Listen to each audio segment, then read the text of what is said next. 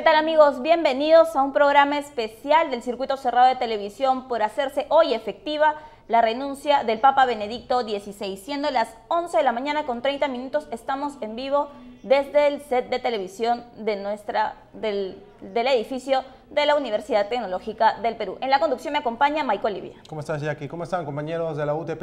El día de hoy vamos a desarrollar un poco acerca de la renuncia del Papa Benedicto XVI, esta renuncia que ha causado revuelo entre toda la comunidad católica, y no solamente en la comunidad católica, sino en diferentes puntos en los medios de comunicación, ¿no? Vamos a conocer un poco de la vida de Benedicto XVI, vamos a conocer los procedimientos que se podrán realizar para poder escoger a un nuevo Papa en el cónclave, y también qué será del Papa una vez que se retire, ¿no? Una vez que deje de ser el Papa. Vamos también a tener un invitado especial, que será el padre Mario Arroyo Martínez, un licenciado en Filosofía Teológica, en la cual estudió en la Universidad Panamericana de México en 1996. También tiene un bachillerato en Teología en la Pontificia Universidad de la Santa Cruz en Roma.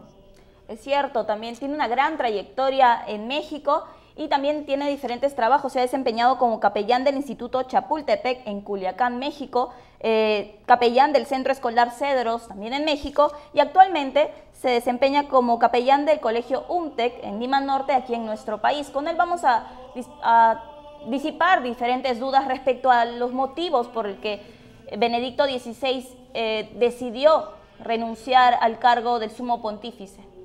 Una abdicación eclesiástica, una renuncia del Papa, de la cual se ha hablado mucho en el aspecto ya aquí, en que si debió esperar hasta el momento de su muerte para dejar su función papal, ya que Juan Pablo II fue precisamente lo que hizo, ¿no? Y en este momento estamos viendo, son las imágenes desde de donde Castel Gandolfo, ¿no? Claro, desde el Palacio de Castel Gandolfo, donde permanecerá por algunos meses Benedicto XVI, el culminado ya su cargo de Papa, haber renunciado, pero por cierto va a hacerse efectiva a las 20 horas, a las 8 horas allá, hora en Roma. El mundo entero tiene las imágenes, está pendiente de esta noticia porque es algo que marca, una noticia que marca un antes y un después en la iglesia. Alrededor de 650 medios de comunicación están cubriendo esta transmisión de la renuncia del Papa, y como siempre, en toda ceremonia eclesiástica, en toda ceremonia de la Iglesia Católica, una cantidad impresionante de fieles los que asisten a formar parte de este tipo de ceremonias, ¿no? Claro, estoy segura de que ha superado la cantidad de personas de las que se ha despedido el día de ayer, frente a 150.000 personas en la Plaza de San Pedro. El día de ayer se despidió el Papa Benedicto XVI, y como lo mencionábamos, el Palacio de Castel Gandolfo va a ser el lugar donde va a permanecer algunos meses hasta que se pueda trasladar a una especie de convento de monjas dentro del Vaticano. Ahí va a permanecer ya el resto del trayecto de su vida. Bien, estamos viendo en estos momentos a todos los fieles católicos, ¿no? Vemos banderas mexicanas, colombianas. En Italia hay bastantes latinoamericanos, y ellos, bueno, en Roma se acercan hasta el Vaticano, hasta las zonas donde se realizan todas este tipo de ceremonias eclesiásticas, como ya habíamos dicho.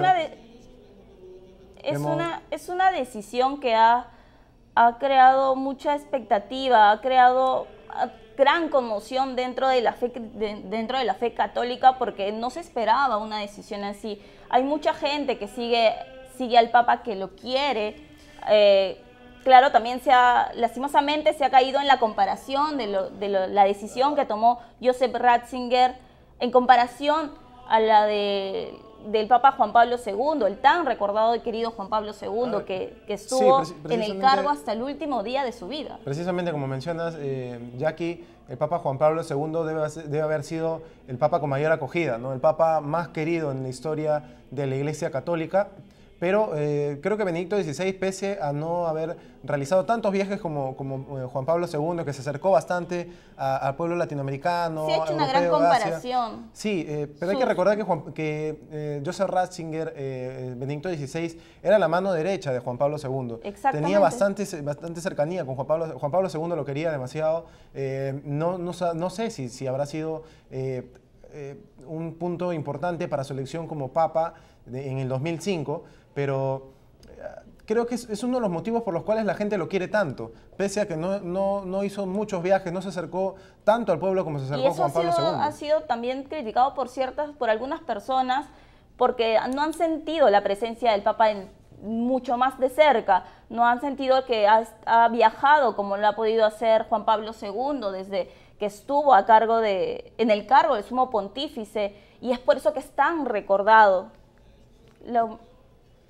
Pero sí, le critican bastante la renuncia y sus funciones, pero hay que aclarar, Jackie, que el Papa está en todo su derecho de abdicación, de renuncia, ya que en una constitución que marca Juan Pablo II, una constitución que hizo el Papa Juan Pablo II durante su función, aclaraba que el Papa, que es la máxima entidad de la Iglesia, estaba en todo su derecho de poder renunciar, solo con la necesidad de explicar y especificar los motivos por los cuales estaba renunciando. Claro. Y Joseph Ratzinger lo hizo, ¿no? Ajá, y exactamente. Ayer, el día de su despedida, él dijo que estaba completamente seguro y consciente, sobre todo, de lo que venía después de hacer pública su decisión, porque...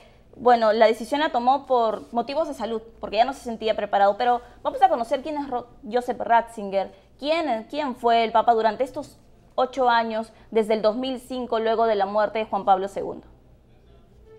A pesar de sus 23 años de trabajo junto a Juan Pablo II, la vida de Joseph Ratzinger era casi un misterio. Su tarea como prefecto de la Congregación para la Doctrina de la Fe le había creado la fama de guardián de la ortodoxia frente al peligro del marxismo o las infiltraciones de herejías y errores. En realidad, Joseph Ratzinger es un teólogo de fama internacional que destacó ya en el Concilio Vaticano II. Es autor de decenas de libros y ensayos de teología.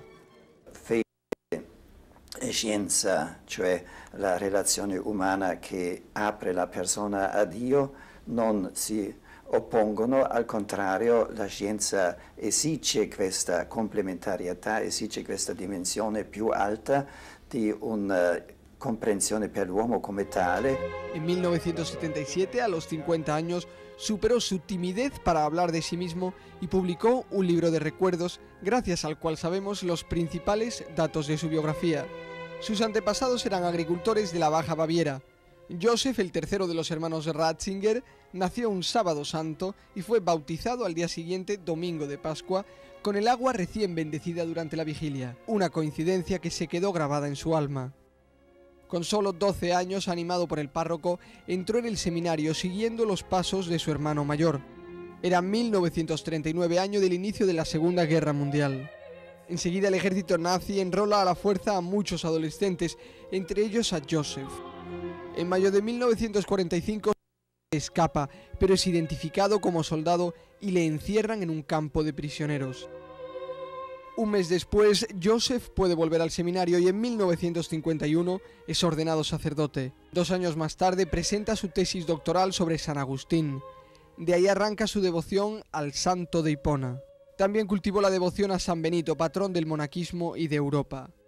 Ho voluto chiamarmi Benedetto XVII per riallacciarmi idealmente al venerato pontefice Benedetto XV, auténtico profeta di pace. Enseña teología en las prestigiosas universidades de Bonn, Münster, Tubinga y Ratisbona. En 1977 Pablo VI le nombró arzobispo de Múnich. Estando allí participa en los cónclaves que eligieron a Juan Pablo I y Juan Pablo II.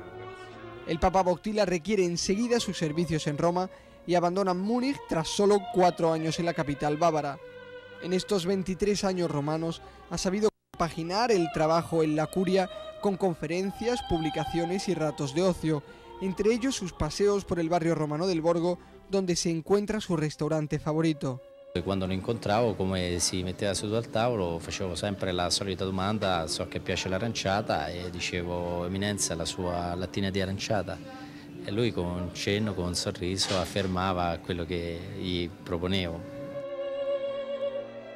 Su ilusión, retirarse al final de su vida para dedicarse a estudiar y a escribir. Un deseo que ya no podrá realizar.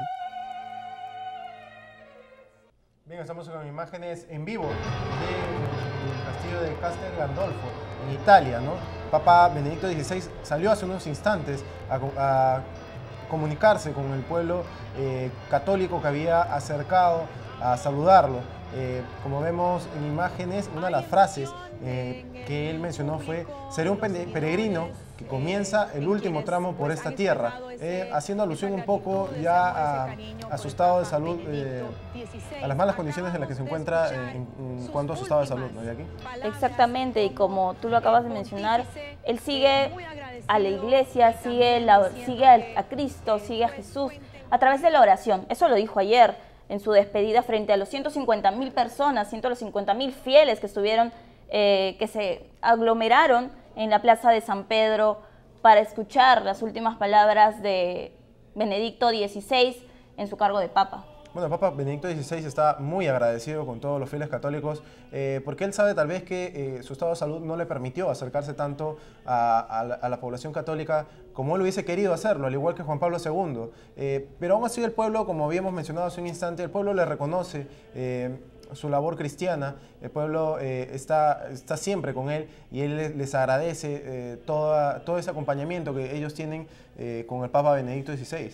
Claro, es una decisión que apena a muchos. En realidad es una decisión que como lo mencioné anteriormente, ha causado conmoción en el público, en las miles de personas, en los miles de fieles, porque no se esperaban una decisión así, no se esperaban que quizás el Papa Benedicto XVI decida renunciar al cargo. Son las 11:40 y seguimos transmitiendo en vivo sobre todo lo ocurrido después de esta decisión, sobre todo lo que va a pasar y sobre todo lo que vendrá para elegir al nuevo Papa, cuáles son los requisitos. Lo que extraña, Jackie, bueno, tal vez lo extraño de la renuncia, no es por considerar mala su renuncia, el estado de salud. Hay algunos que sí critican por eso.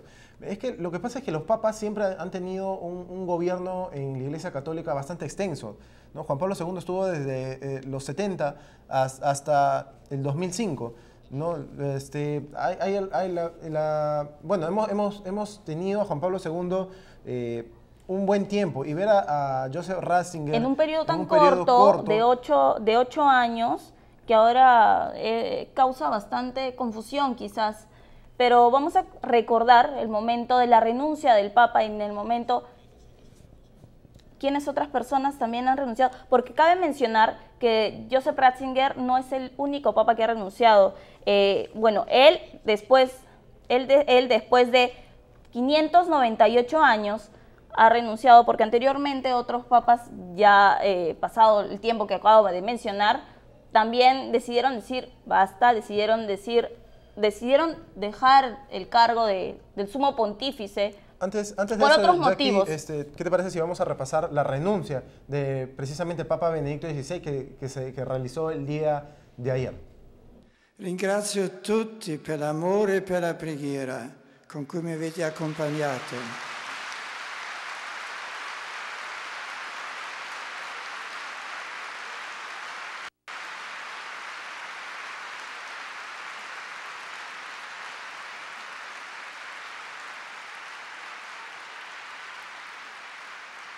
Grazie.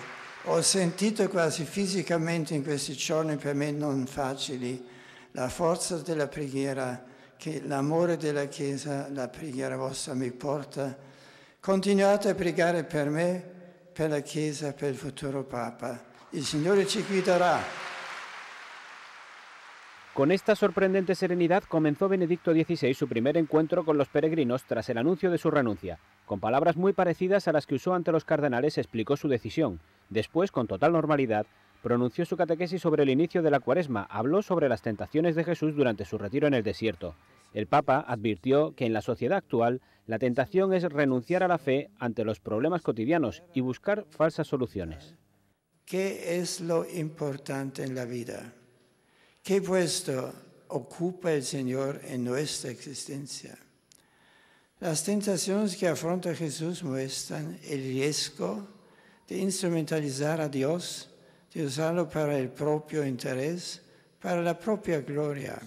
Benedicto XVI citó como ejemplos de personas que descubren la importancia de Dios en la vida normal a Pavel Florensky, un ortodoxo ruso, a Etty Hillesum, una joven holandesa de origen judío que murió en Auschwitz, y a la periodista estadounidense Dorothy Day, que había abrazado los planteamientos marxistas antes de descubrir a Dios. El aula Pablo VI estaba llena de peregrinos que aplaudieron en numerosas ocasiones al Papa y mostraron pancartas de agradecimiento a Benedicto XVI por su pontificado. Ahora, a Joseph Ratzinger, como se mencionaba al final de la nota, se le criticaba un poco por sus pensamientos marxistas porque formó parte del ejército alemán en la Segunda Guerra Mundial. Era una época bastante complicada para todos los jóvenes que se veían obligados a formar parte del ejército. No era que ellos quieran, incluso Benedicto XVI se escapa del ejército, como vimos en parte de su historia, se escapa y es capturado por el mismo ejército, ¿no? O sea, él no compartía esas ideas, él ya estaba siguiendo la idea o el camino de Dios. Incluso recuerdo una anécdota que se compartía en un reportaje que presentó History Channel, donde decía que Benedicto XVI, cuando era joven, cuando su padre se estaba yendo con el ejército y el Papa de ese entonces estaba bendiciendo a todo el ejército alemán, Joseph Ratzinger se quedó sorprendido por ver al Santo Padre y le dijo a su madre: algún día seré Papa. ¿Y quién iba a pensar, no?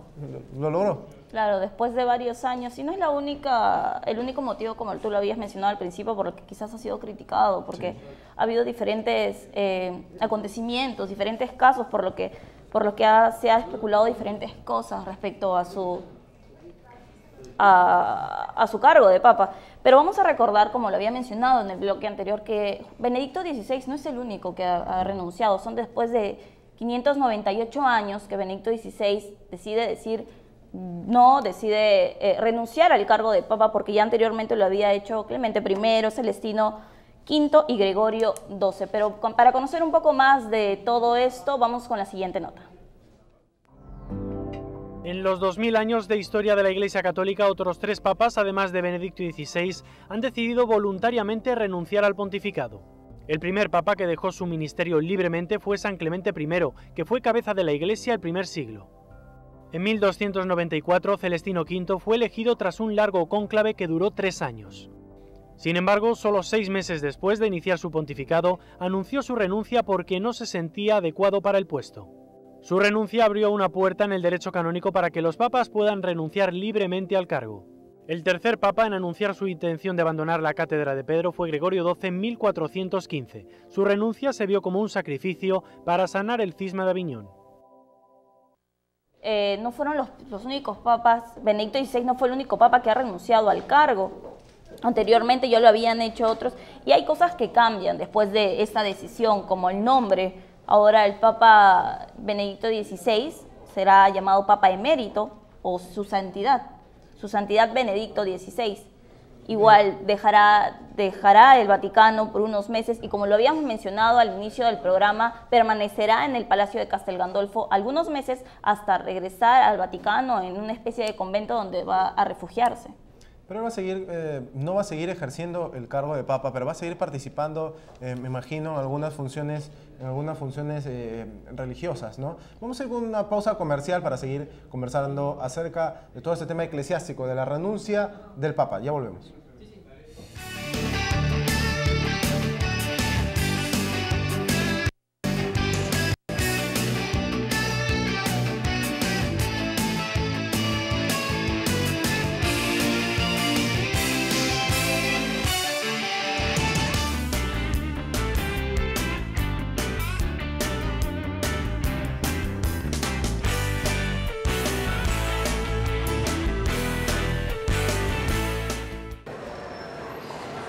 Pucha, me olvidé de mi examen de actualidad política. No sé nada. Buenas tardes, bienvenidos a UTP Noticias. A continuación le presentaremos la información mundial actualizada. El Pleno del Congreso debatía... Bajo estas condiciones, educan esta madrugada un interno acusado por tráfico. Benedicto XVI ha dicho a bordo del avión que lo lleva. Logró capturar a 5 delincuentes. La presentación del tenor Juan Diego Flores ha causado gran Y bien amigos, esto fue lo que sucedió en el Perú y en el mundo. Te deseamos mucha suerte en tu examen. Ahora sé todo, gracias. Ahí donde lo necesitas, siempre estará, brindándote la mejor información y lo mejor del entretenimiento. Circuito cerrado de televisión, una señal para ti.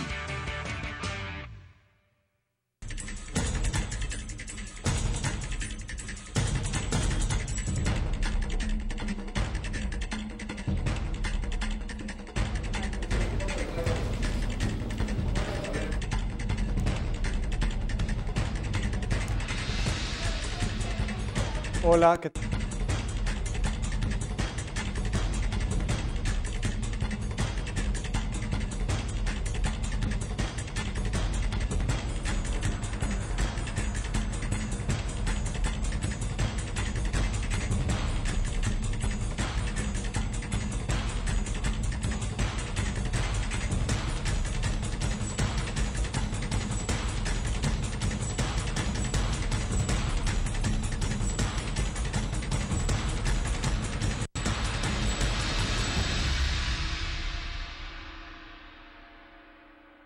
En terremotos o desastres naturales, la comunicación se satura. Usa mensajes de texto o la internet para comunicar que estás bien. No uses el celular ni el Nextel. Usa mensajes. Es un aviso de Defensa Civil.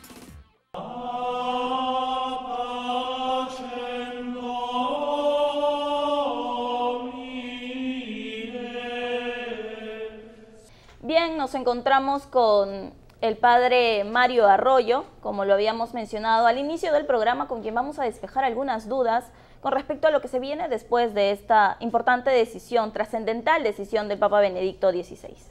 Así es, ya que vamos a dar la bienvenida, padre Mario, ¿cómo está? Muchas gracias. Muchas gracias por estar con ustedes. Gracias por acompañarnos. Al contrario, por invitarme. Padre, quería comenzar preguntándole quizás, ¿cómo cree usted que ha afectado la fe católica la decisión del Papa, la decisión de renunciar al cargo?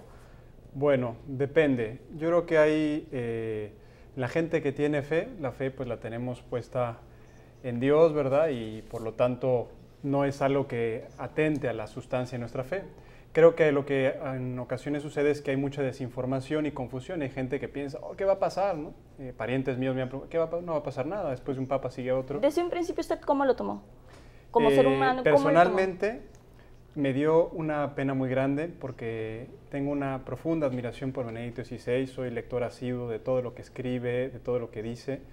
Me parece que será difícil encontrar a alguien que tenga la clarividencia, la claridad de su pensamiento, de sus escritos. Entonces, personalmente me dolió mucho, aunque la verdad es que lo comprendía muy bien, el tema de la edad que tiene, los problemas que enfrenta, y yo creo que yo lo interpreté personalmente, y de hecho algo ayer en la última audiencia que tuvo, él aceptó a los 78 años recibir la sede de Pedro, pues pensando en servir a la Iglesia, y ahora, en conciencia, él decide renunciar a ese servicio, precisamente porque piensa que ahora es lo mejor para la Iglesia. No es, en ninguno de los dos casos ha mirado, por decirlo así, a su interés particular o a su agrado. Él era consciente, él de hecho lo dice, soy consciente de las dificultades que supone tan difícil decisión. Pero ahora, en el momento actual de la Iglesia, creo que lo que la Iglesia necesita ahora es una persona con más energía, y yo pues ya noto que las energías me faltan. Padre, precisamente como usted mencionaba, a usted le sentía una pena porque se iba Benedicto XVI, una persona que hay que recordar que era como la mano derecha de Juan Pablo II, ¿no? Exactamente. Y por ahí que seguía las mismas posiciones que el Papa Juan Pablo II. Entonces, ahora que Benedicto XVI ya no va a estar, ¿cuál cree que fue la reacción por parte de la Iglesia? Porque lógicamente, o sea, ellos todos entienden que en un momento el Papa se iba a ir, va a venir un nuevo Papa, pero este lineamiento que traía Juan Pablo II, que se siguió con Benedicto XVI, podría acabarse acá. ¿Cuál ha sido la reacción que ha tenido la Iglesia? Bueno, Depende. Cuando uno dice la Iglesia es un término muy amplio. Yo creo que, por ejemplo, en el cardenal Cipriani, pues dijo él personalmente que le había dado una gran sorpresa, y muchos cardenales, bastaba ver el momento en el cual el Papa lee la noticia, la cara de los obispos y los cardenales que empiezan, fue una sorpresa para todos, me parece, ¿no? Efectivamente, a partir de ahí empezó a generarse como una gran desinformación, todo tipo de hipótesis, cuáles serán las causas, algunas fundadas, otras no, otras. Entonces, todo aquello ha generado una especie como de tensión, y creo que ahora, estos días, el esfuerzo de la Iglesia ha sido dar las noticias claras, intentar despejar equívocos. Lógicamente, cada papa tiene su modo propio de ser, ¿no? Cada papa tiene su manera de guiar a la Iglesia, cada papa tiene sus prioridades, y uno lo notaba, por ejemplo, aunque como bien mencionas, hay una continuidad entre Benedicto XVI y Juan Pablo II, y por eso lo eligieron, entre otras cosas, porque era la persona, el colaborador más estrecho durante 24 años, y más los últimos años del Papa, Juan Pablo II. Pero, sin embargo, hubo diferencias notables, por ejemplo, en las ceremonias litúrgicas. O sea, el modo, el lugar donde sentaba el Papa, el modo como celebraban. Un detalle muy pequeño, Benedicto XVI suele dar la comunión en la boca, por ejemplo, ¿no? Y de rodillas, siempre de rodillas y en la boca. Entonces, es un detalle que manifiesta, por decirlo así, un modo nuevo. Incluso en el escudo papal, Benedicto XVI quitó la tiara, que era como un gorrito con 3 coronas, que era símbolo del poder temporal de los papas, y puso la mitra, que es el símbolo obispal, señalando que el Papa es obispo de Roma, ¿no? Entonces, lógicamente, pues en un cónclave hay muchas expectativas, y los cardenales precisamente para eso tienen esas reuniones previas, prácticamente desde este momento, y irán llegando a Roma para empezar a discutir cuáles son los problemas de la Iglesia, cuáles son las dificultades, por dónde hay que ir, y a eso se dedican tiempo antes del cónclave, precisamente para intercambiar entre ellos impresiones, a ver cuál será el candidato más idóneo. Luego de la renuncia del Papa Benedicto XVI, que ha causado gran conmoción en el público, la vida de Benedicto XVI, de Joseph Ratzinger, va a cambiar. Claro. Va a cambiar definitivamente. Y queremos invitarlo a ver el siguiente nota, donde donde vamos a dar a conocer los cambios que va a tener la vida del Papa Benedicto XVI después ya de hacerse efectiva la renuncia del cargo. Okay. Benedicto XVI se retirará a Castel Gandolfo a partir del 28 de febrero, cuando será efectiva su renuncia. Vivirá allí hasta que acaben las labores de restauración del monasterio de monjas de clausura del Vaticano, donde se retirará a rezar y estudiar. El Vaticano ha confirmado que el cónclave se celebrará en marzo. Será un momento muy importante para la Iglesia. Es un momento muy interesante porque hay cardenales de todo el mundo que votan en el colegio cardenalicio. La decisión de renuncia ha sido sorprendente, pero no inesperada. El portavoz de la Santa Sede, Federico Lombardi, ha citado las declaraciones de Benedicto XVI en el libro Entrevista a la luz del mundo, donde afirma que en ocasiones un papa tiene el derecho y el deber de dimitir. Para el asesor de comunicación del Vaticano es una decisión humilde y muy meditada que engrandece su figura. Él es Papa, tiene la gracia de Dios que recibe el Papa. Si ha tomado una decisión en presencia de Dios, me puede sorprender, pero no supone un shock. Él ha mostrado calma exterior y mucha serenidad, pero más importante que la serenidad es su examen de conciencia ante Dios. Dice que dio lo que pudo, hizo lo que pudo, pero ahora no es el hombre adecuado para este trabajo en este momento por falta de fuerzas. En 2007, Benedicto XVI nombró camarlengo al cardenal Tarcisio Bertone, que se encargará de la administración de los bienes y de los derechos temporales de la Santa Sede hasta que sea elegido el nuevo pontífice. Bueno, hemos visto, Padre Mario, que un poco acerca de lo que va a realizar el Padre como Papa emérito ahora en la Iglesia. En sí, ¿cuáles son qué es lo que puede y no puede hacer el Papa como un Papa emérito dentro de la Iglesia Católica? Bueno, el Papa, lo que él ha dicho con claridad, y de hecho también lo expresaba así el cardenal, y es lo que suele además suceder, por ejemplo, Papa emérito significa es como un obispo emérito, un obispo que ya cumplió el límite de edad. Los obispos suelen renunciar a los 75 años al gobierno de la diócesis, y el Papa ya ve cuando les acepta la renuncia. Normalmente se la acepta 1 o 2 años después, o a veces el mismo año, pero pueden seguir viviendo en la diócesis o incluso cambiar de diócesis para no hacerle sombra al siguiente, ¿no? Entonces, el Papa ha dicho que va a estar dedicándose sobre todo a la oración y al estudio, y va a estar viviendo en el Vaticano, pero en un lugar cerrado, ¿verdad? Claro. Que es el monasterio que mandó a construir, si no recuerdo mal, Juan Pablo II mandó a hacer un monasterio de clausura para rezar permanentemente por la iglesia. El caso es que se están haciendo obras para que se instale él ahí, porque no estaba previsto, ¿verdad? Claro. Serán las obras necesarias para que viva ahí, y se dedicará fundamentalmente a la oración. Se dedicará a la oración y seguramente lo que es su pasión, ¿verdad? La lectura, a tocar el piano, escribir. Yo tengo una gran ilusión de que siga escribiendo, ¿verdad? Personalmente, ahora que preguntabas, me dio mucha pena que no alcanzó a publicar su encíclica sobre la fe. Había publicado una sobre la esperanza, preciosa, otra sobre el amor, y para hacer la trilogía le faltaba la de la fe. Quizás será una tarea que haga el próximo Papa, pero bueno, yo tengo gran esperanza de que siga publicando y se va a dedicar a eso, ¿no? No creo que le haga sombra. No tiene ningún impedimento de poder seguir publicando ese tipo de temas. No puede seguir haciéndolo. Sí, puede seguir haciéndolo. Obviamente lo que él publique no es magisterio, ¿no? Claro. O sea, no es magisterio, ya son sus opiniones como teólogo, como su libro Jesús de Nazaret, que no es magisterio. O sea, uno puede leerlo y decir, mira, no me parece. Padre, respecto a los trabajos, a las publicaciones, a todo lo que ha realizado Benedicto XVI, se ha hecho mucha comparación con respecto al tiempo que estuvo Juan Pablo II, por ejemplo, los viajes. Sí. No ha realizado tantos viajes como quizás lo hizo Juan Pablo II y ha llegado a varias partes del mundo. Claro. Sí, bueno, como te decía, cada papa es distinto. Por ejemplo, he tenido la oportunidad de conocer a los dos. Me parece que Juan Pablo II es un comunicador nato. O sea, fue alguien que fue el amo de la cámara y ganaba a la gente. Y era impresionante ver cómo, incluso ya cuando estaba muy viejito y cuando estaba, captaba, o sea, sabía captar la atención. Es un predicador, ¿no? Eso es Juan Pablo. Claro. Benedicto XVI es un hombre tímido, él lo ha dicho desde el principio. Ahora, tú lees a Benedicto XVI y es de una claridad. O sea, si a mí me dijeras, ¿tú qué prefieres? ¿Ver un video de Juan Pablo II o ver uno de Benedicto XVI? Prefiero ver un video de Juan Pablo II o uno de Benedicto XVI. ¿Qué prefieres? ¿Leer un texto de Juan Pablo II o leer un texto de Benedicto XVI? Yo diría, prefiero leer un texto de Benedicto XVI a leer un texto de Juan Pablo II. ¿Por qué? Porque el modo de escribir, de expresar las cosas, de desmenuzar los temas, a muchos ya siendo cardenal, tenía un grupo que se llamaba FanRats, fans de Ratzinger en la web. Era un grupo italiano, ¿verdad? De gente que iba subiendo cosas porque les encantaba, como lo decía. Y eso tiene además el encanto de que el Papa une ese decir verdades o decir pensamientos muy profundos con una gran sencillez y con una cierta timidez o humildad que quitan toda la afectación típica de los intelectuales, ¿no?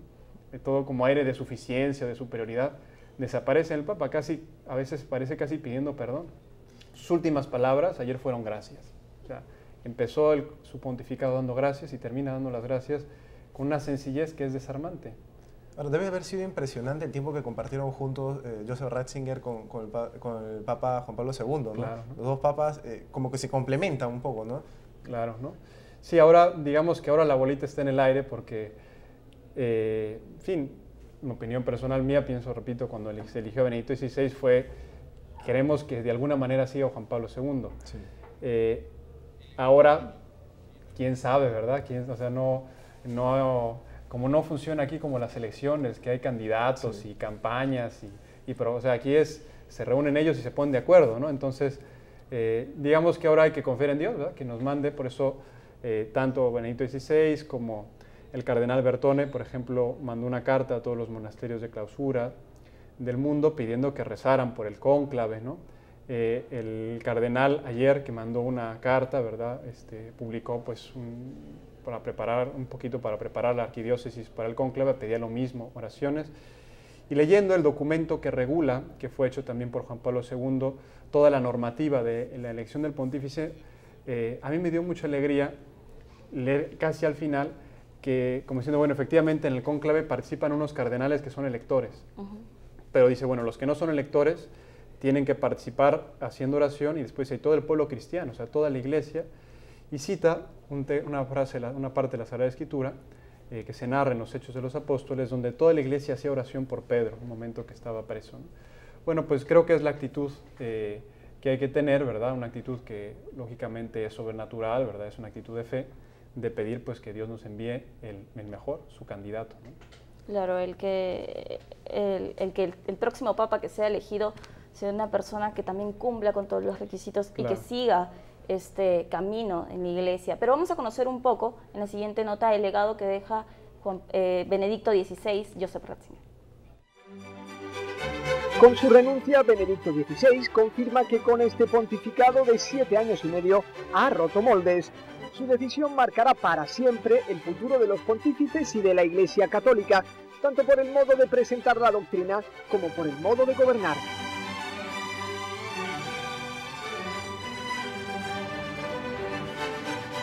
Joseph Ratzinger ha sido el Papa de lo esencial. Pasará a la historia como un gran predicador que ha hecho accesibles a todo tipo de personas los contenidos de la fe.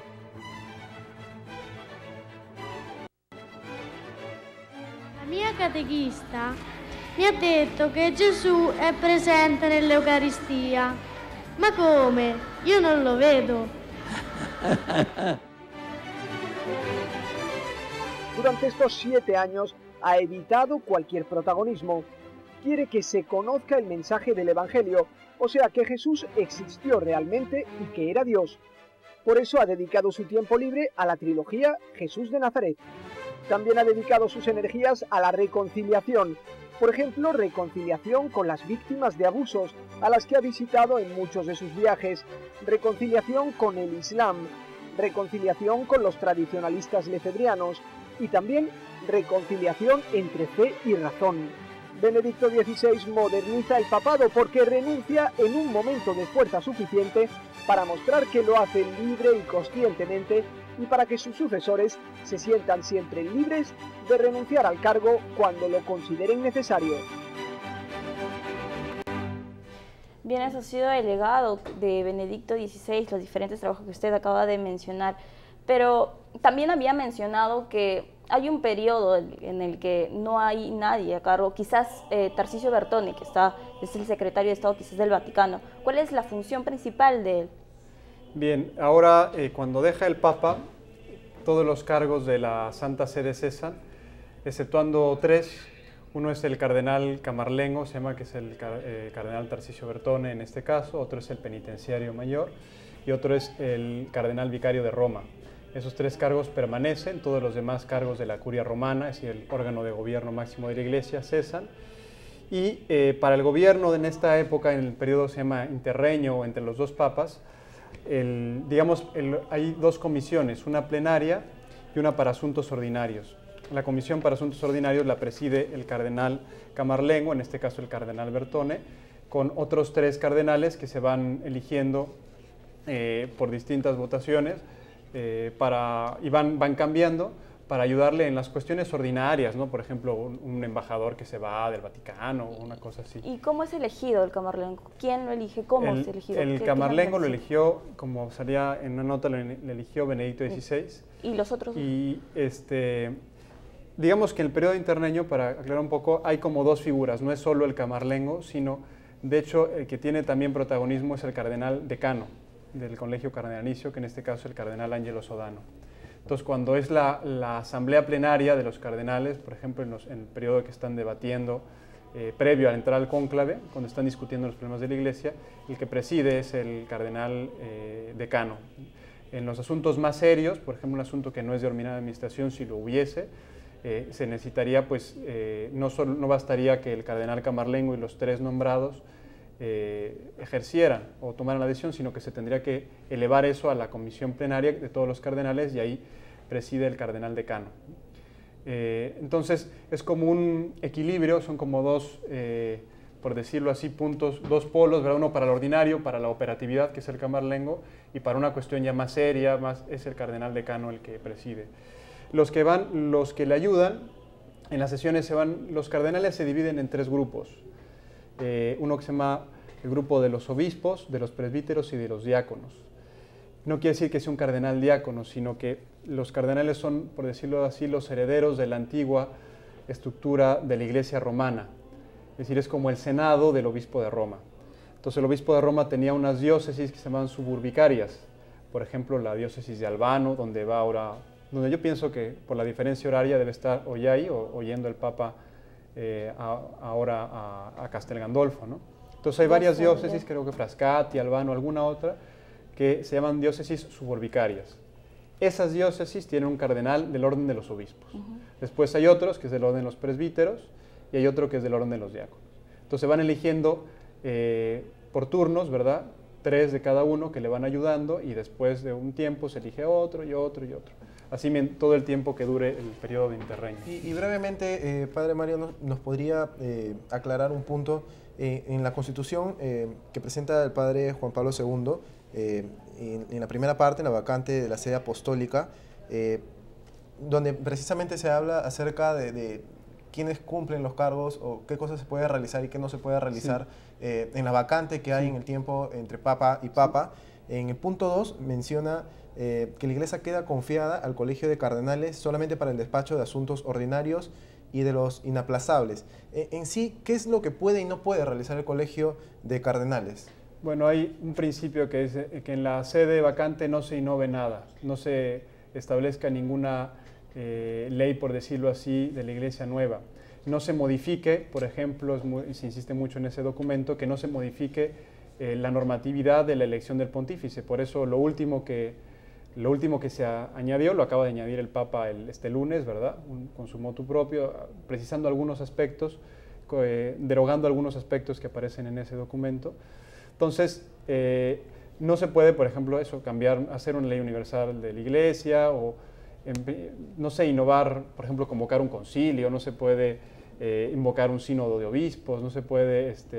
En cambio, los asuntos, por decirlo así, ordinarios, por ejemplo, el penitenciario mayor le competen la absolución de algunas penas especialmente graves que están reservadas a la Santa Sede. Bueno, eso lo puede hacer el penitenciario mayor, ¿no? Es decir, son cuestiones más de administración, que no sé, que se tiene que retirar un embajador de la Santa Sede, pues les compete despedirlo y atenderlo y que se vaya, ¿no? O recibir uno nuevo, etcétera. O sea, las cosas, por decirlo así, sacar un documento, no tendría el caso que sacara, por ejemplo, los dicasterios cesan, entonces la Congregación de la Doctrina de la Fe no puede sacar un documento nuevo, ¿no? O una condena a alguien, ¿no? De pronto se le ocurre sacar una condena aprovechando que no hay como una especie de vacío de poder, vamos a sacar este documento que no había... O sea, no se innova nada. Ejercer los cargos, las funciones exclusivas que tenía el Papa. Sí, exactamente, ¿no? Y cualquier cosa que el Papa que viene no está condicionado por lo que haya decidido en ese momento, porque son, repito, solo cosas de ordinaria administración, ¿no? Bien, Padre Mario, quería invitarlo a que continúe con nosotros en el programa. Vamos a hacer un pequeño corte comercial y vamos a seguir analizando un poco del tema sobre la renuncia del Papa. Así que no se muevan, ya volvemos.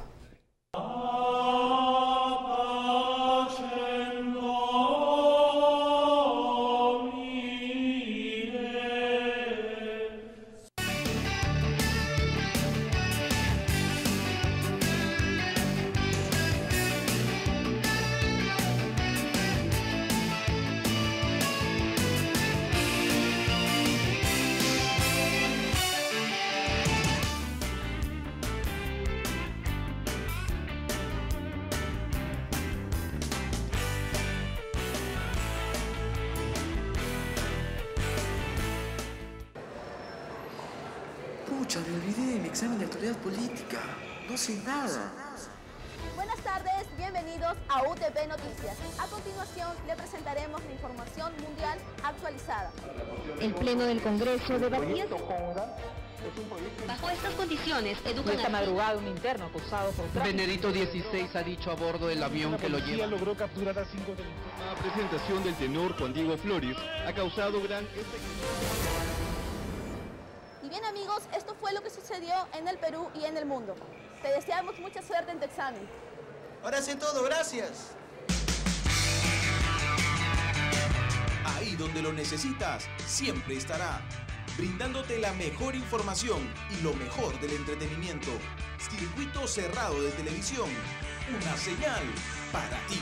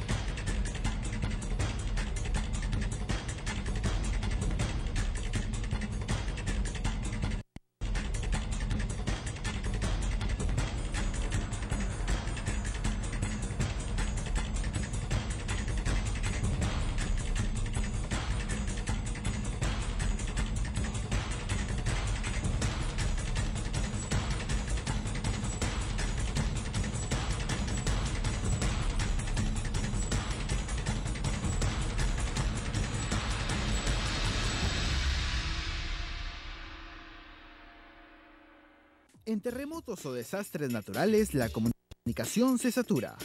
Usa mensajes de texto o la internet para comunicar que estás bien. No uses el celular ni el Nextel. Usa mensajes. Es un aviso de Defensa Civil.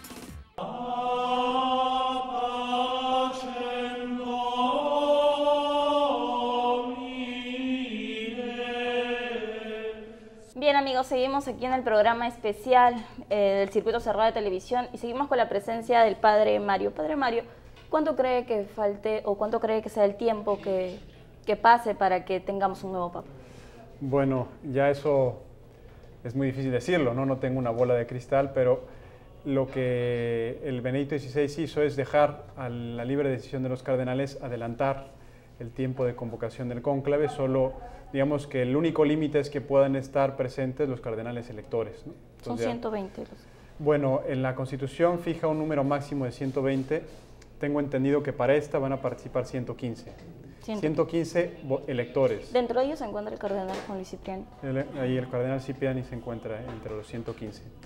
Al mismo tiempo, en las congregaciones previas pueden participar otros cardenales que ya no son electores por límite de edad, y entonces eso llegaría casi a 180, los que participarían en los momentos previos de debate sobre los problemas de la Iglesia. Ahora, a la hora de encerrarse y comenzar a votar, solo estarían los 115, siempre que lleguen todos, ¿verdad? A veces puede haber alguno que no llegue por, no sé, por enfermedad, por salud, porque no lo dejan salir de su país a veces, etcétera, ¿no? Todos los cardenales que están presentes en el cónclave pueden ser elegidos, o es que existen ya unos precandidatos que van a la... Por derecho, cualquier cardenal puede ser elegido, e incluso por derecho no hace falta ni ser cardenal ni ser obispo para ser elegido. O sea, de hecho, en la Constitución que promulgó Juan Pablo II, Universi Dominici Gregis, establece que si eligieran a alguien que no fuera obispo, una vez elegido tendría que ir a llamarlo a San Pedro, ordenarlo ahí obispo el cardenal decano, ¿verdad? Y una vez que ya sea obispo ya podría, es una hipótesis bastante imaginativa, pero bueno, en derecho podría ser, no sé, es una posibilidad. Lo normal es que sea alguno de los cardenales que están ahí votando. ¿Cuál es el proceso de elección para el nuevo Papa? Porque tengo entendido que Benedicto XVI hizo algunos cambios. ¿Cuáles son esos?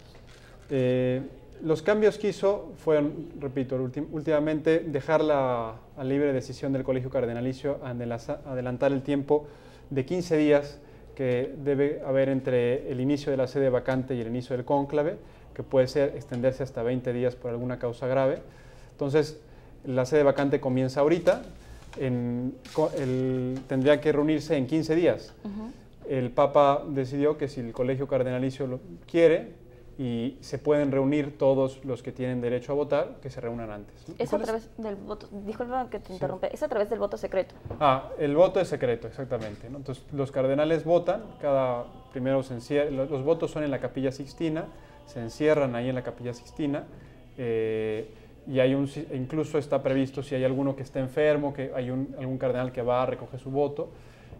Para la otra modificación que hizo Benedicto XVI, fue que en el documento de Juan Pablo II establecía que si pasado determinado tiempo no se elegía al Papa por la mayoría, que son 2/3 partes, se podía elegir por una mayoría sencillamente absoluta, ¿no? 50% más 1 ya era. Entonces, Benedicto XVI dictaminó que no, que siempre tiene que ser las 2/3 partes. Efectivamente, después de un tiempo, se toman los dos, un poco como aquí, que se toman los dos para la segunda ronda, ¿no? Claro. Entonces, después de un tiempo, dice, bueno, pues que los dos que más hayan tenido en la última votación, ¿y esos dos se dan a conocer? Bueno, no, todo eso es dentro del cónclave, y todos los que participan en cónclave, al empezar el cónclave, hacen un juramento de no decir nada de lo que ocurra dentro del cónclave, ni siquiera después del cónclave, o sea, por toda su vida, a no ser que expresamente el Papa les diga, pues tú puedes decir o comentar o cualquier cosa. Tenemos en imágenes precisamente la ceremonia que se celebró ayer en la despedida del Papa Benedicto XVI. Yo tenía una curiosidad. ¿Se toman en cuenta algunos aspectos, o cuáles son los aspectos que se toman en cuenta para escoger al nuevo Papa? ¿Existe algunos requisitos que deberían cumplir cada uno, de edad, o es quizás? por consideración? Bueno, realmente ni siquiera límite de edad. O sea, habíamos visto a Benedicto XVI, lo eligieron con 78 años. Sí. De hecho, yo cuando fue la elección dije, no va a ser porque es demasiado mayor, ¿no? Aunque es buenísimo, y me sorprendió mucho que fuera, ¿no? Pienso que lo que está en la Constitución que regula las elecciones es que cada cardenal jura elegir en conciencia el que piense que es mejor para la Iglesia. Entonces, ¿cuál es el criterio que utilizan? El criterio que utilizan los cardenales y que juran sobre los evangelios es precisamente el que ellos en conciencia piensen que puede desarrollar mejor la función de guía de la Iglesia.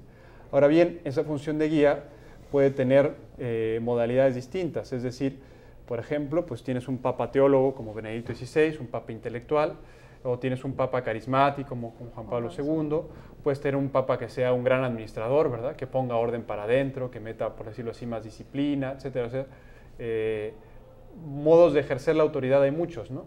Entonces, yo imagino que eso es lo que decidirán los cardenales. Por ejemplo, puede ser muy santo, pero le cuesta tomar decisiones, o puede ser pues un gran comunicador, pero para adentro pues es un poquito caos, ¿no? O sea, tiene un desorden en la curia, sería un desorden en la curia, por decirlo de alguna manera. Entonces, van valorando las capacidades de cada persona y ellos en conciencia pues decidirán quién puede realizar mejor esa función. ¿Qué es la curia? ¿A qué se refiere con eso? La curia es el órgano que ayuda al Papa en el gobierno universal de la Iglesia. Es decir, son lo que se llama, por decirlo así, el Vaticano. El Vaticano está formado, es un Estado, ¿verdad? Tiene lo que serían como aquí en Perú los ministerios que ayudan, pues ahí se llaman congregaciones, congregación para la doctrina de la fe, congregación para los obispos, congregación... Diferentes. Exactamente, ¿no? O Pontificio Consejo de Cultura, es decir, consejos y congregaciones. Entonces, ellos son los que asisten directamente al Papa en el gobierno universal de la Iglesia. ¿Le asisten en qué? Por ejemplo, el nombramiento de obispos. O le asisten en la relación con los estados, ¿no? Todos los nuncios, que son como los embajadores de la Santa Sede ante los distintos estados, pues entonces todo eso es como el gobierno central de la Iglesia y se conoce como curia. Se llaman cardenales curiales. Estos son cardenales, obispos, que tienen nombramiento, que tienen, si son obispos, pues ordenación, pero que no tienen una porción del pueblo de Dios encargada. Es decir, aquí el cardenal de Lima tiene una porción del pueblo de Dios encargada. En cambio, el cardenal Bertone, por ejemplo, pues no tiene ninguna, o sea, no tiene un pueblo, tiene pues su función de ayudarle al Papa en él en concreto en las relaciones con los estados, por ser el secretario de Estado. Con respecto a lo que habíamos mencionado, las imágenes que estamos viendo sobre la despedida, la última audiencia del Papa Benedicto XVI, él dio un mensaje también en español. Sí. Eso significa una unión entre todos los hermanos, porque han sido 150.000 personas que estuvieron presentes en esa última audiencia. Sí. Bueno, el Papa es habitual, en las audiencias de los miércoles, todos los miércoles hay tradicionalmente audiencias. Al final siempre suele dirigir saludos en distintos idiomas y el Papa maneja con soltura el español, el inglés, el francés, el alemán. Entonces suele haber saludos también dependiendo de los grupos que hay, ¿no? Por ejemplo, si hay un grupo polaco, pues a ver, le suele dirigir un saludo en polaco, etcétera, ¿no? ¿Todos los cardenales manejan una buena cantidad de idiomas? No necesariamente todos. No. ¿Y cuando es elegido Papa, se ven en la obligación de aprender cierta cantidad de idiomas? No, no es una obligación, pero facilita mucho la función, ¿no? O sea, creo que parte del éxito de Juan Pablo II es que era políglota, ¿no? Entonces, que llegara a un país, ¿verdad?, tuviera ese gesto de besar el piso y luego hablarte en tu idioma, como que rompe muchas barreras, ¿no? Claro. Joseph Ratzinger, Benedicto XVI, también habla bastantes idiomas, no tantas como Juan Pablo II, pero habla bastantes lenguas. Le faltan las eslavas, por decirlo así, que manejaba. Pero pues también en francés, en inglés, en italiano, en español se mueve con bastante soltura. Y lógicamente la función del Papa es una función católica que significa universal, entonces el hecho de dirigirse en distintos idiomas es como acoger, un gesto de acogida. Padre, quería que me, permítame abusar de su confianza, quería que me aclare un tema en particular. La Iglesia tuvo un cierto debate o ciertos problemas, dentro de los cuales también se considera que es uno de los temas que intentó manejar el Papa Benedicto XVI con los lefebrianos. En sí, ¿qué son los lefebrianos? ¿Qué qué función vienen a hacer dentro de la iglesia? O sea, los lefebvrianos es el último cisma que hubo dentro de la iglesia. O sea, cisma se refiere a cuando una parte de la iglesia se separa de la comunión con el resto de la iglesia, se separa de la obediencia al Papa y funda, por decirlo de alguna manera, su propia iglesia. Los cismas pues han existido prácticamente desde el siglo IV, siglo V han empezado a haber cismas. Los más notorios han sido en el siglo XI, cuando separaron los ortodoxos, la iglesia ortodoxa y la iglesia católica, y después en el siglo XVI, cuando los protestantes se separaron de la iglesia católica. El último cisma fue el cisma de Lefebvre, que si no recuerdo mal se consumó en 1988. Lefebvre era un obispo francés, ya fallecido, que no estuvo de acuerdo con el Vaticano II. Entonces, no aceptó el Concilio Vaticano II y el cisma se consumó en un momento en que Lefebvre, como diciendo, bueno, el concilio no tiene autoridad, estuvo mal, no reconoció, dice el Papa que está ahora pues no es un Papa legítimo, entonces voy a ordenar, él ordenó obispos a 5 sacerdotes. El ordenar obispos sin tener mandato del Papa es un delito que en el derecho canónico está penado con la excomunión. Entonces, por ese hecho, él y los obispos consagrados fueron excomulgados y se constituyó un cisma dentro de la iglesia, es decir, esos obispos están excomulgados, pero son obispos, ¿me explico? ¿no? O sea, claro. Celebran misa, pueden ordenar sacerdotes. O sea, ejercen su función, pero sin un nombramiento oficial. Sin nombramiento y, por decirlo así, de espaldas al Papa. Entonces, ¿qué hacen? Que tienen una porción del pueblo de Dios que está extendida, por ejemplo, en Alemania, en Francia, en México. Hay un grupo considerable de lefebvrianos, que ellos lo que de alguna manera buscan son los tradicionalistas. Entonces, son amantes de la liturgia de San Pío V, de la utilización exclusiva del latín, etc. El Papa ha tenido una gran cantidad de gestos de acercamiento. Por ejemplo, más bien dicho, recordó que nunca fue prohibido el uso del misal de San Pío V con la misa en latín, y además lo llamó, le dio lugar de rito extraordinario dentro de la iglesia, de manera que cualquier sacerdote católico que lo desee puede celebrar la misa con ese rito en latín y no tiene que pedirle permiso a nadie. Es más, se recomienda que en cada arquidiócesis, en cada diócesis, haya alguien que pueda celebrar, por si hay algunos fieles que... Entonces, esos gestos los ha hecho el Papa para acercarse y para decir, miren, ya, o sea, acepten el Vaticano II, ustedes les dejamos que sigan, o sea, lo que ustedes hacen de celebrar, pues también nosotros lo hacemos. Y brevemente, no sé si brevemente nos podría aclarar, porque el Papa Benedicto XVI les ofreció poder volver a integrar la iglesia, claro, si cumplían con unos ciertos puntos. Sí. No sé si brevemente nos puede explicar cuáles eran los puntos que Benedicto XVI les proponía cumplir y cuáles eran los puntos que no les parecía a ellos con respecto al Vaticano II. O sea, les pedía el Papa Juan Pablo II aceptar el Papa Benedicto XVI les pedía aceptar el Concilio Vaticano II, ¿no? Y aceptar la legitimidad del Papa. Porque, por ejemplo, algunos de ellos dicen que el último Papa legítimo fue San Pío X. Algunos más dicen, no, el último fue Pío XI, pero son papas de principios del siglo XX, ¿no? Dicen, claro, fue el último Papa, o Pío XII, fue el último Papa legítimo, los demás ya no lo han sido. Entonces, ¿qué les pide? Les pide un mínimo, es decir, acepten el Vaticano II, ¿verdad?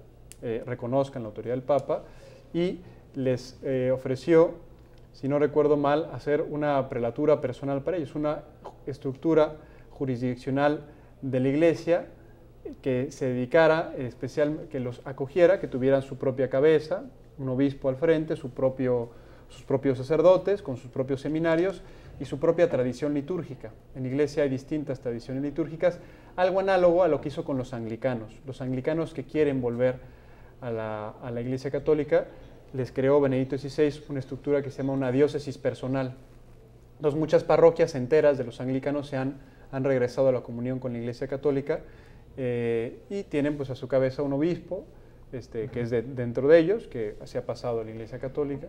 Entonces, ¿qué fue lo que no aceptaron? Padre, disculpa que lo interrumpe, sí, pero bueno, el tiempo en televisión a veces es corto, sí, claro, sí. Pero antes de terminar quisiera preguntarle sobre los motivos de la renuncia del Papa Benedicto XVI. Se ha especulado mucho, también podría ser el motivo sobre los escándalos de abuso menores, de abuso sexual, de pederasta, ¿Tiene mucho que ver eso aquí?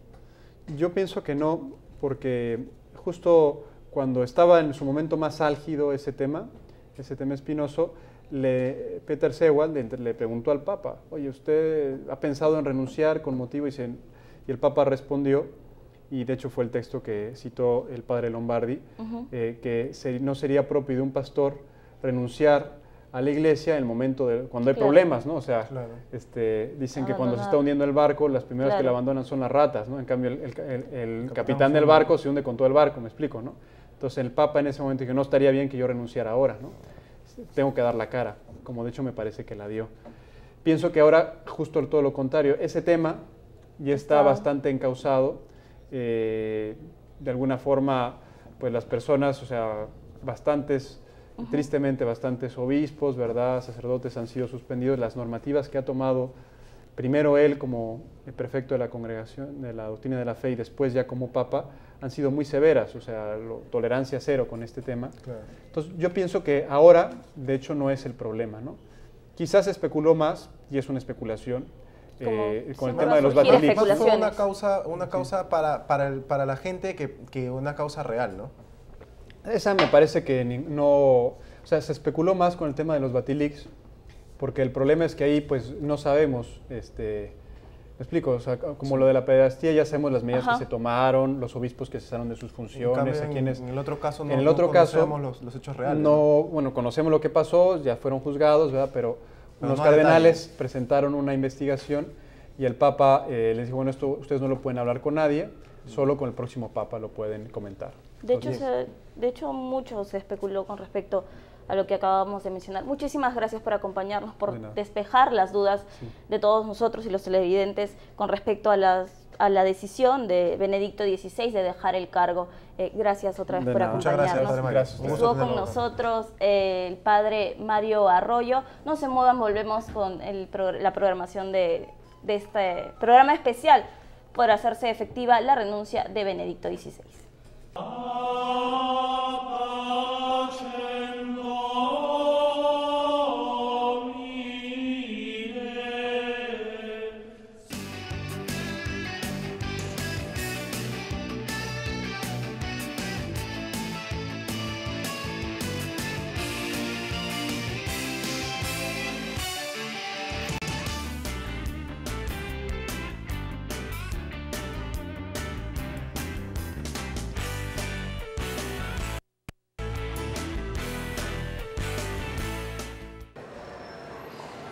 Pucha, me olvidé mi examen de actualidad política. No sé nada. Buenas tardes, bienvenidos a UTP Noticias. A continuación le presentaremos la información mundial actualizada. El Pleno del Congreso debatía... Bajo estas condiciones, esta madrugada un interno acusado por tráfico. Benedicto XVI ha dicho a bordo del avión que lo lleva. Logró capturar a 5 delincuentes. La presentación del tenor Juan Diego Flores ha causado gran... Y bien amigos, esto fue lo que sucedió en el Perú y en el mundo. Te deseamos mucha suerte en tu examen. Ahora sé todo, gracias. Ahí donde lo necesitas, siempre estará. Brindándote la mejor información y lo mejor del entretenimiento. Circuito cerrado de televisión. Una señal para ti.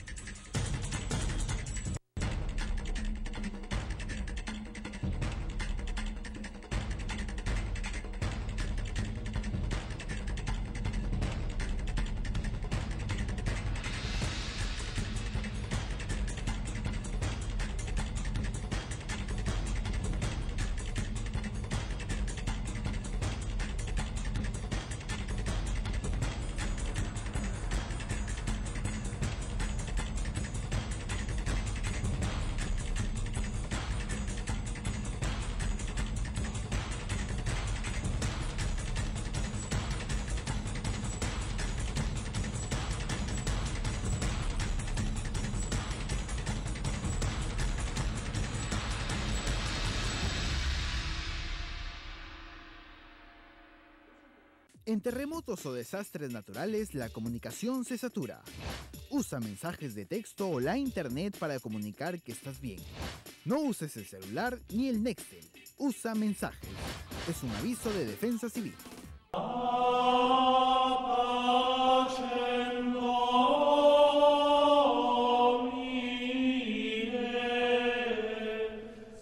Hemos tenido el orgullo de haber tenido en el bloque anterior al padre Mario Arroyo. Creo que nos ha disipado bastantes dudas con respecto a muchos de los funcionamientos, muchas de las normas que se manejan dentro de la Iglesia Católica, ¿no? Nos habló un poco también acerca de este escándalo de los abusos contra menores por parte de algunos padres en la Iglesia Católica. También nos mencionó acerca de los Wikileaks. Es cierto, era un tabú el tema de los Wikileaks, por más que ya se habían dado a conocer por parte del ex mayordomo del Papa Benedicto XVI, pero en sí creo que uno de los temas más picantes, porque Benedicto XVI fue el único que dio la cara ante este tema, fue el del abuso hacia los menores de edad por parte de los miembros de la Iglesia Católica, ¿no? Sí, ha sido demasiado interesante la entrevista, nos hemos enriquecido de un montón de información. Por ejemplo, lo que tú acababas de mencionar sobre los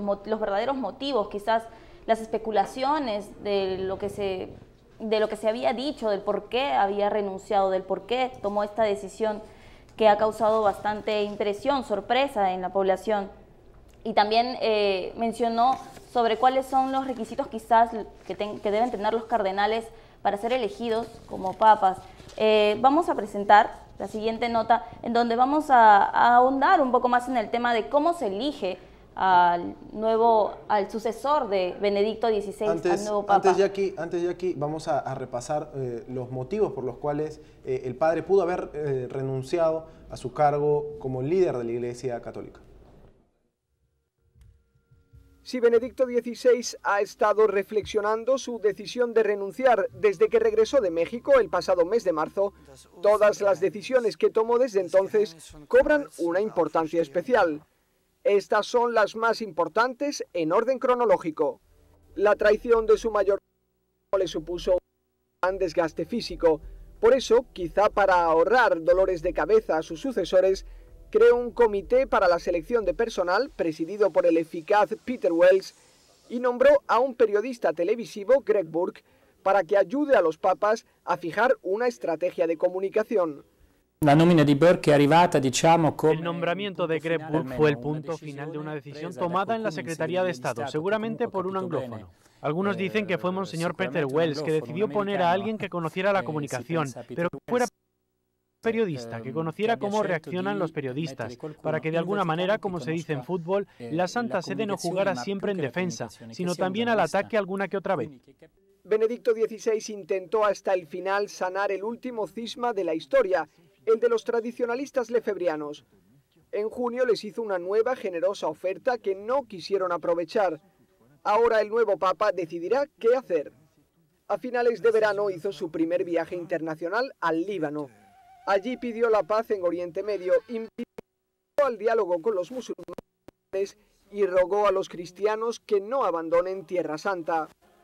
Me pareció un viaje muy valiente, porque desde hacía meses en Siria había un conflicto impresionante y sin embargo el Papa decidió ir. Fue muy valiente porque después se supo que hubo alguna amenaza a su persona. Él lo sabía, en el Vaticano esto se sabía. Antes de marcharse, el Papa Profesor ha terminado la obra más importante de su vida, una apasionante reflexión histórico-teológica sobre quién fue Jesús de Nazaret. La escribió en sus tiempos libres y la terminó en verano. Se publicó en noviembre en 50 países y en 9 idiomas. También pasará a la historia el Sínodo sobre la nueva evangelización, el principal desafío de la Iglesia Católica. Casi 300 obispos de todo el mundo intercambiaron impresiones sobre cómo hablar de Dios a un mundo que no parece interesado en escucharles. También en noviembre, y por sorpresa, el Papa hizo 6 nuevos cardenales y ninguno de ellos europeo para internacionalizar a los electores del nuevo Papa. Sin duda ya pensaba en los equilibrios del próximo cónclave. El piccolo mini consistorio que el Papa El pequeño consistorio que el Papa hizo antes de Navidad fue un gesto que decidió él solo. Con este mini consistorio y con el nombramiento de Monseñor Gainswein como prefecto de la Casa Pontificia, estaba poniendo las cosas en orden antes de irse, antes de dejar el pontificado. Él lo sabía y lo tenía bien claro en la mente. Otro gesto con valor de encíclica fue su primer tuit. El Papa ha mandado varias decenas de mensajes en Twitter para llegar hasta el último teléfono celular del planeta. Deja como herencia a su sucesor una cuenta con más de 2 millones de lectores. En diciembre nombró a su secretario personal, Georg Gainswein, prefecto de la Casa Pontificia para facilitar el trabajo del próximo Papa, e hizo venerable al pontífice del Concilio Vaticano II, Pablo VI.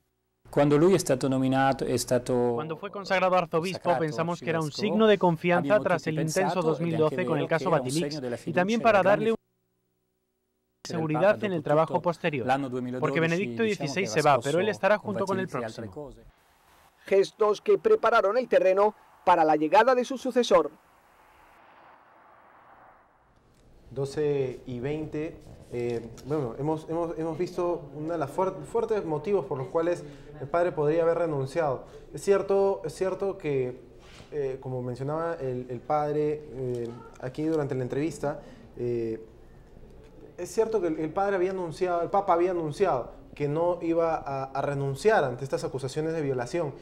Fue el único que pudo dar la cara ante este gran problema del cual viene siendo acusada la Iglesia hace muchísimo tiempo. Pero bueno, la Iglesia Católica probablemente ya aquí no sea responsable porque el padre dio la cara, pero no se hizo responsable, o sea, no dio una solución ante estos problemas, porque el castigar a los padres permitir que se haga un proceso de denuncia y todo eso, entonces implicaría que hayan tal vez reparaciones civiles, ¿no? ¿Y quiénes harían cargo de las reparaciones civiles? La Iglesia, ¿no? Es precisamente, la Iglesia, yo creo que no quiere meterse en riesgos económicos, precisamente por eso es que aún tienen el celibato, ¿no?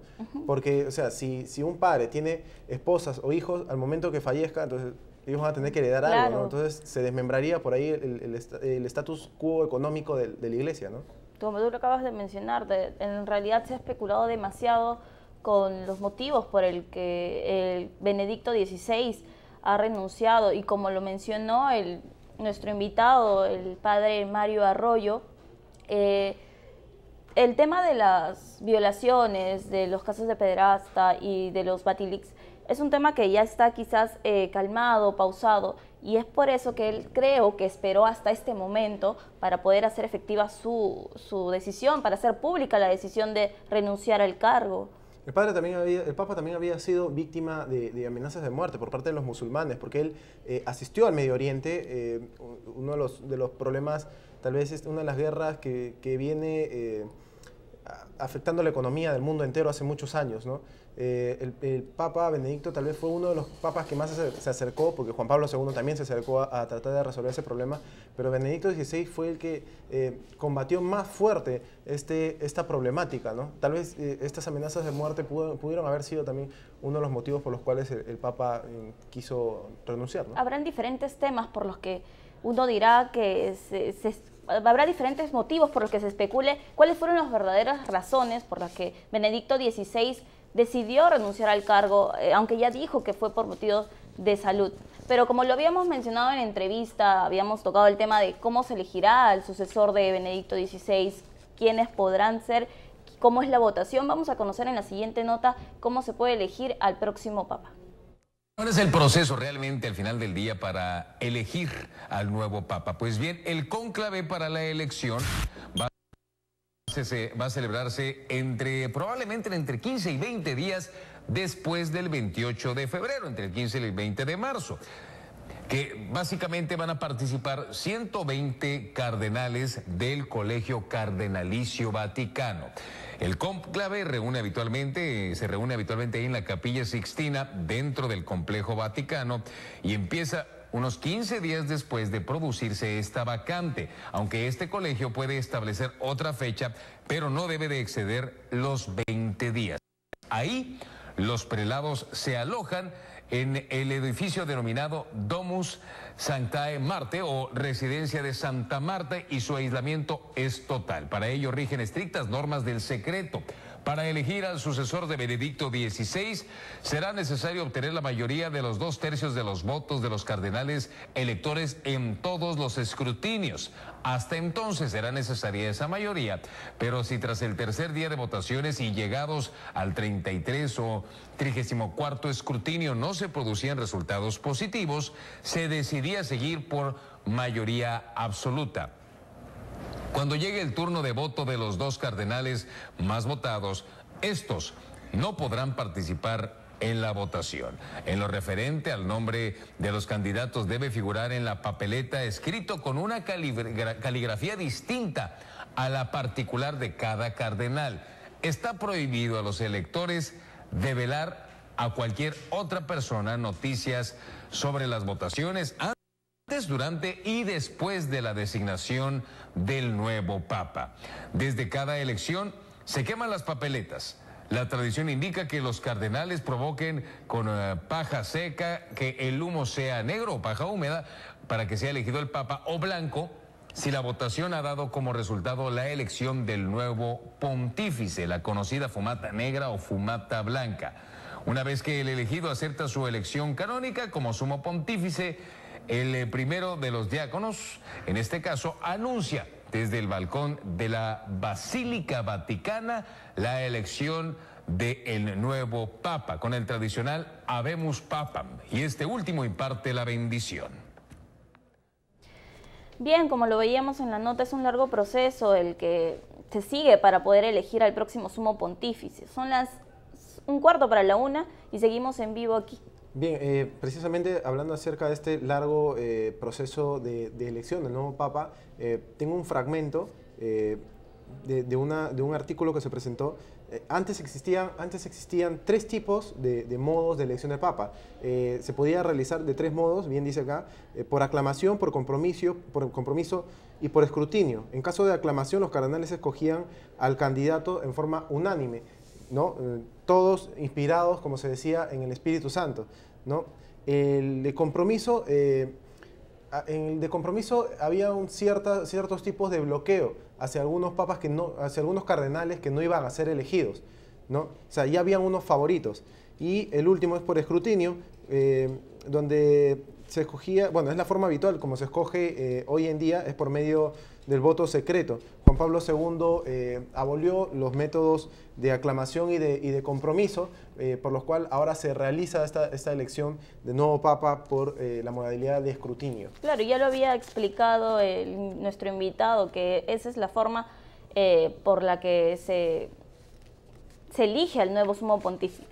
Ahora, tras la renuncia de Benedicto XVI, se ha creado gran expectativa, se ha creado gran polémica con respecto a la profecía de San Malaquías, que diría que si el próximo Papa es el Papa Negro, sería el fin de los tiempos. Sí, ¿no? Es una profecía un poco racista, es una profecía bastante polémica. Pero vamos a repasar esta nota que nos habla acerca de las profecías con respecto al nuevo Papa. Uno de los textos más populares y fascinantes del mundo de las profecías es sin duda el conocido como las profecías de los papas o profecías de San Malaquías. Se componen de 2 textos que fueron revelados al arzobispo de Irlanda, a Malaquías, al finalizar una peregrinación realizada a Roma en el año 1140 después de Cristo.